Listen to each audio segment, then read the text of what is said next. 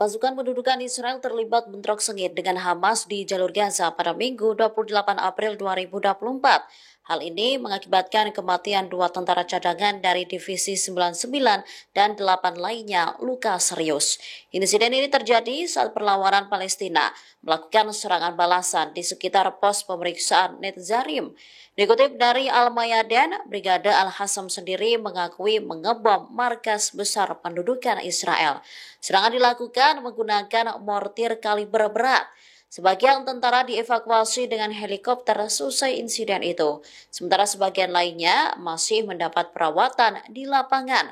Selain menyerang markas IDF, Brigadir Al-Hassam juga menjebak tentara rezim Zionis masuk ke dalam ranjau.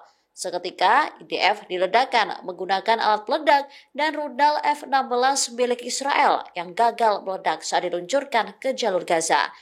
Senjata itu lalu dimanfaatkan kembali oleh Hamas untuk menyerang balik militer Zionis.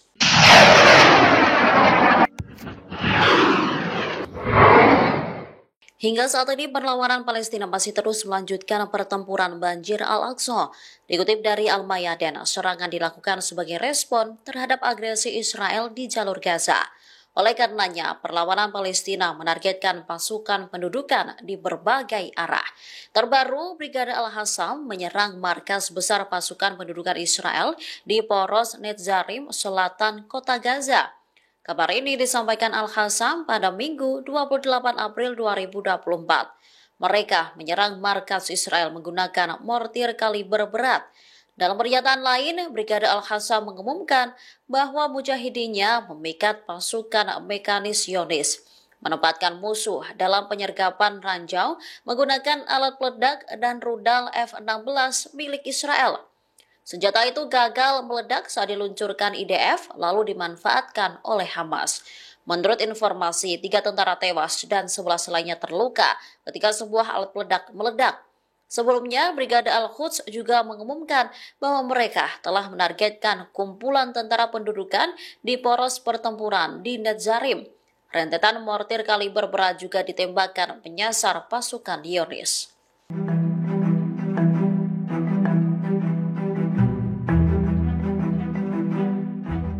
Puluhan ribu warga Israel melakukan unjuk rasa besar-besaran di depan gedung Kementerian Perang Israel di Tel Aviv. Mereka menuntut diadakannya pemilihan umum dini di wilayah pendudukan dan pencopotan kabinet Benjamin Netanyahu. Aksi unjuk rasa juga turut digelar ribuan warga lainnya di sejumlah jalanan kota Israel, salah satunya wilayah Begin Street. Mereka mendesak PM Netanyahu segera menandatangani perjanjian pertukaran tahanan antara Israel dan perlawanan Palestina di jalur Gaza. Ratusan pengunjuk rasa Zionis juga melarang Perdana Menteri pulang ke rumah sebelum para tahanan dibebaskan. Dikutip dari tribunnews.com, aksi unjuk rasa juga dilakukan di Paris Square, kota tua Yerusalem. Ribuan orang kompak menyerukan kesepakatan pertukaran sandera dengan faksi-faksi Palestina di Gaza. Aksi protes ini digelar tepat setelah Brigade Al-Hassam, Hamas, merilis sebuah video yang menunjukkan kondisi 2 warga Israel yang ditahan sebagai sandera. Keduanya ialah Kate Siegel 64 tahun dan Omri Miran 47 tahun. Dalam cuplikan video, kedua tawanan mengungkap kemarahannya kepada pemerintah Israel. Mereka menilai pemerintahlah yang membuat warga yang menjadi sandera Hamas sejak 7 Oktober 2023. Diakui Miran, situasi mereka saat ini sulit karena bom ada di mana-mana. Oleh karenanya, mereka mendesak agar segera membuat kesepakatan dengan Hamas. Alasan ini yang mendorong ribuan warga Israel untuk menggelar aksi demo besar-besaran.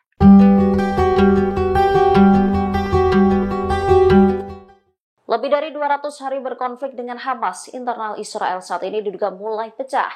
Para menteri mengeluarkan ancaman untuk meninggalkan pemerintahan. Dikutip dari The Times of Israel, ancaman ini disampaikan para menteri Israel pada Minggu 28 April 2024. Menteri Kabinet Perang Benny Gantz tak menyangkal bahwa operasi IDF di Rafah penting dalam perjuangan panjang melawan Hamas. Namun demikian, Hamas dimungkinkan akan datang lagi. Oleh karenanya, menurutnya, hal mendesak dan jauh lebih penting saat ini ialah membebaskan para sandera. Lebih lanjut dikatakannya, pemulangan para sandera butuh dukungan semua lembaga keamanan. Gantz menilai pemerintah tak punya hak untuk terus ada jika para pemimpin sayap kanan menghalangi perjanjian untuk mengambil sandera. Deklarasi Gantz muncul menanggapi pernyataan Menteri Keuangan Bezalel Smotrich. Smotrich awalnya menyebut pemerintah tak memiliki hak untuk hidup kecuali Israel menginvasi Rafah. Ia juga menolak proposal gencatan senjata yang dimediasi oleh Mesir. Menurutnya, tindakan itu memalukan lantaran banyak tentara Israel yang sudah berjuang hingga akhirnya tewas. Penolakannya terhadap proposal tersebut juga disuarakan oleh rekan Menteri sayap kanan Itamar Ben-Gvir. Ultimatum dari Smotrich dan Ben-Gvir dikecam oleh pemimpin oposisi Yair Lapid. Menurutnya, pemerintah harus memilih mengembalikan sandera hidup-hidup atau mempertahankan hubungan dengan sekutu.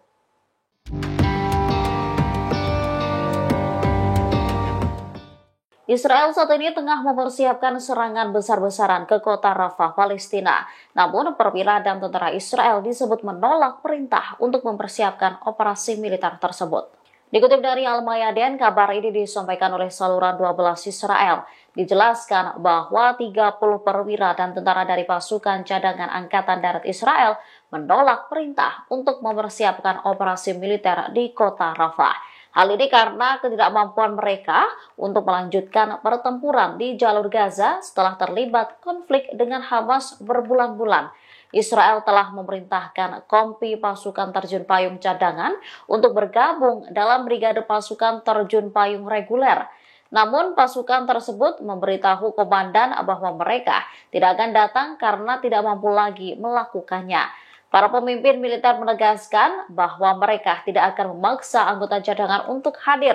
Akan tetapi mereka mengatakan bahwa hal ini menunjukkan tingginya tingkat pengurangan pasukan cadangan setelah pertempuran berbulan-bulan. Sebelumnya, puluhan perempuan yang direkrut menjadi tentara Israel juga menolak disortir untuk bertugas. Ini ketiga kalinya terjadi penolakan untuk bertugas setelah Hamas menyerang pada 7 Oktober 2023. Mayor Jenderal Cadangan di Tentara Pendudukan sebelumnya menyebut jika Hamas sedang mempersiapkan penyergapan strategis jika IDF nekat menggempur Rafah. Ia menilai langkah Hamas ini akan menjadi bencana bagi Israel. Download Tribun X sekarang, menghadirkan lokal menjadi Indonesia.